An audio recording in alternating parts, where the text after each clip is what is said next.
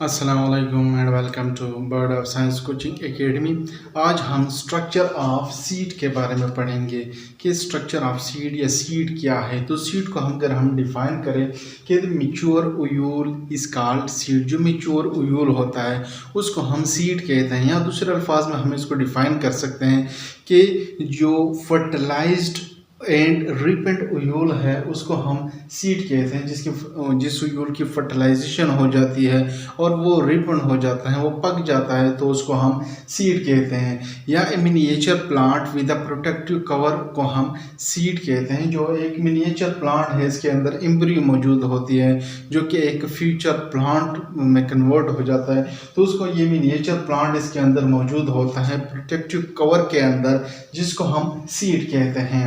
तो सीड जो है ये स्पर्मेटोफाइट स्टार जो है इसकी है स्पर्मेटोफाइटा, इसकी एक करेक्टरिस्टिक है। स्पर्मेटोफाइटा की करेक्टरिस्टिक है सीड। और स्पर्मेटोफाइटा में आते हैं angiosperm and gymnosperm. Angiosperms and gymnosperms जो है ये आते हैं अंडर स्पर्मेटोफाइटा। तो सीड जो है या तो एंजियोस्पर्म में मौजूद होता है और जिम्नोस्पर्म में मौजूद होता है, जो कि मिनिएचर प्लांट होता है प्रोटेक्टिव कवर के अंदर, या रिपेंट उयूल होता है, या फर्टिलाइज्ड एंड रिपेंट उयूल होता है, या मेच्योर उयूल जो है उसको हम सीड कहते हैं, जो कि स्पर्मेटोफाइटा की करेक्टरिस्टिक है। फिर सीड को हम मुख्तलिफ पार्ट्स में हम डिवाइड करते हैं। मुख्तलिफ पार्ट्स इसके होंगे, जैसा कि सीड कोट, जो प्रोटेक्टिव कवर के हम यहाँ पे हमने जिक्र किया, तो उसको हम सीड कोट कहते हैं, जो कि आउटर कवरिंग होती है। सीड की जो आउटर कवरिंग होती है उसको हम सीड कोट कहते हैं, या टेस्टा भी हम इसको कहते हैं। सीड कोट या टेस्टा हम कहते हैं जो आउटर कवरिंग होती है सीड की, और ये प्रोटेक्ट करते हैं एम्ब्रियो को। जो ये आउटर कवरिंग है ये प्रोटेक्ट करती है एम्ब्रियो को। जो मिनिएचर प्लांट मौजूद होता है, जो न्यू प्लांट जिससे बनेगा, उसको ये प्रोटेक्ट करती हैं सीड कोट। और सीड कोट या तो ब्लैक कलर में होती है या ब्राउन कलर में होती है। इसके अलावा और कलर भी हो सकते हैं, लेकिन मेजॉरिटी तौर पर ब्लैक या ब्राउन कलर में मौजूद होता है सीड कोट। नेक्स्ट जो है हाइलम है। हाइलम जो है ये स्कार है या पॉइंट है या मार्किंग है, जो कि ये जाहिर करता है कि ये सीड जो है ओवरी वाल के साथ यहाँ पे इसकी अटैचमेंट हुई थी। The scar on the seed marking the point of attachment to the ovary wall, के ओवरी वाल के साथ इसकी अटैचमेंट किस पॉइंट पे हुई थी, तो उसको हम कहते हैं हाइलम। और हाइलम जो उस पॉइंट को सीड के ऊपर पॉइंट मौजूद है, और जिस पॉइंट से लेकर जो ओवरी वाल है वहाँ तक जो स्टॉक मौजूद होता है उसको हम फ्यूनिकल कहते हैं। फ्यूनिकल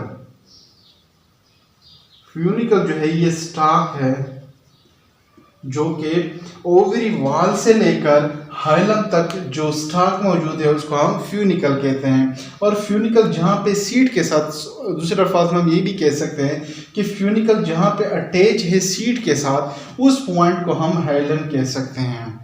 जो हम पे फ्यूनिकल अटैच हैं, जो स्टॉक अटैच है, जो कि ओवरी वाल से लेकर सीड तक मौजूद है, तो वहाँ पे जो पॉइंट ऑफ अटैचमेंट है फ्यूनिकल की सीड के साथ, उसको हम हाइलम कह सकते हैं। नेक्स्ट जो है हमारे पास माइक्रोपाइल। माइक्रोपाइल जो है ये स्मॉल ओपनिंग है जो कि जर्मिनेशन के दौरान वाटर और गैसेस को एंटर करते हैं, अलाउ करते हैं कि वो सीड के अंदर वाटर और गैसेस अंदर जाए ताकि जर्मिनेशन इसकी स्टार्ट हो सीड की। तो माइक्रोपाइल जो है small opening in the seed coat allowing water and gases into the seed during germination. की जर्मिनेशन के दौरान जो गैसेस और वाटर की जो एंट्री होगी वो माइक्रोपाइल के ज़रिए होगी, और ये हाइलम के बिल्कुल नीचे ये मौजूद होता है, इसके बिल्कुल करीब मौजूद होता है। जो नेक्स्ट जो पार्ट है एंडोस्पर्म है। एंडोस्पर्म जो है ये स्टोर करते हैं न्यूट्रिएंट्स को। सीड के अंदर जो न्यूट्रिएंट स्टोर करते हैं उस पार्ट को हम एंडोस्पर्म कहते हैं। और एंडोस्पर्म जो है ये जो डाइकाट है, डाइकाट्स में नो एंडोस्पर्म। और मोनोकाट्स में एंडोस्पर्म जो है ये मौजूद होता है। मोनोकाट में एंडोस्पर्म मौजूद होता है और डाइकाट में एंडोस्पर्म मौजूद नहीं होता। तो डाइकाट के अंदर जो न्यूट्रिएंट्स हैं वो कार्टिलेडन में स्टोर हो जाते हैं।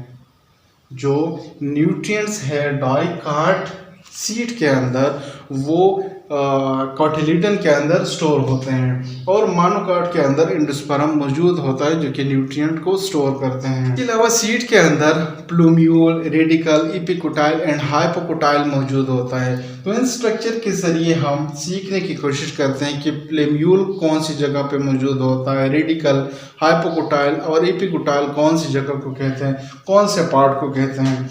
तो यहाँ पे अगर देखें ये कार्टिलेडन है, 2 कार्टिलेडन है जिसके अंदर ये एम्ब्रियो मौजूद है।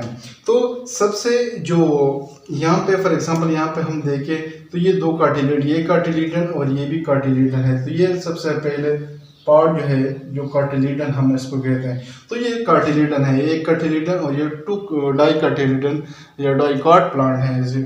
तो यहाँ पे जो एम्ब्रियो मौजूद है तो सबसे ऊपर का जो हिस्सा है जहाँ से न्यू शूट जनरेट होगा उसको हम प्लूम्यूल कहते हैं।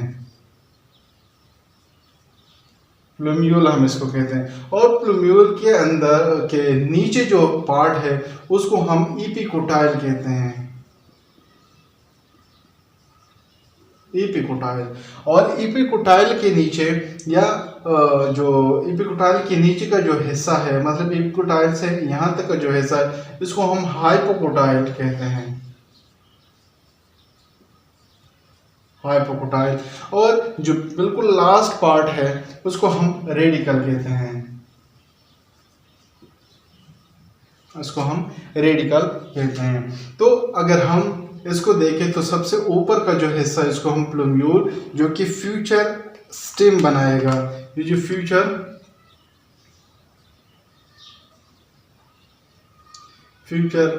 स्टेम में कन्वर्ट होगा और रेडिकल जो है ये फ्यूचर रूट है, इससे रूट बनेगा। तो यहाँ पे अगर हम देखें इस स्ट्रक्चर के अंदर तो जो सबसे ऊपर है यहाँ पे ये प्लूम्यूल है, ये प्लूम्यूल है। और प्लूम्यूल से लेकर यहाँ पे ये कार्टिलेडन जो है ये कार्टिलेडन है ये भी। तो प्लूम्यूल से लेकर यहाँ से प्लूम्यूल से लेकर कार्टिलेडन का जो हिस्सा है इसको हम कहते हैं एपिकोटाइल। एपिकोटाइल प्लूम्यूल से लेकर कार्टिलेडन का जो हिस्सा है उसको हम कहते हैं एपिकोटाइल। तो प्लूम्यूल से कार्टिलेडन का जो पार्ट है यहाँ पे इसके बीच में इसको हम कहते हैं एपिकोटाइल। और जो नीचे का ये यहाँ का हिस्सा है इसको हम कहते हैं रेडिकल जो कि फ्यूचर रूट बनाते हैं। तो रेडिकल सबसे नीचे मौजूद होता है, ये रूट में डेवलप होता है। और रेडिकल से लेकर कार्टिलेडन तक का जो फासला है इस जगह को हम कहते हैं हाइपोकोटाइल। हाइपोकोटाइल जो कि रेडिकल से लेकर कार्टिलेडन तक का फासला है। तो सीड के अंदर मुख्तलिफ पार्ट्स होते हैं जैसा कि सीड कोट हो गया, हिलम है, माइक्रोपाइल है, हाइपोकोटाइल है, एपिकोटाइल है, प्लूम्यूल है और रेडिकल है। रेडिकल फ्यूचर रूट में कन्वर्ट होता है, प्लूम्यूल जो है फ्यूचर स्टेम में कन्वर्ट होता है। और ये थी सीड के हवाले से इंफॉर्मेशन। उम्मीद है आप लोगों को इसकी समझ आ गई होगी। कोई क्वेश्चन हो तो कमेंट सेक्शन में पूछ सकते हैं। Thank you.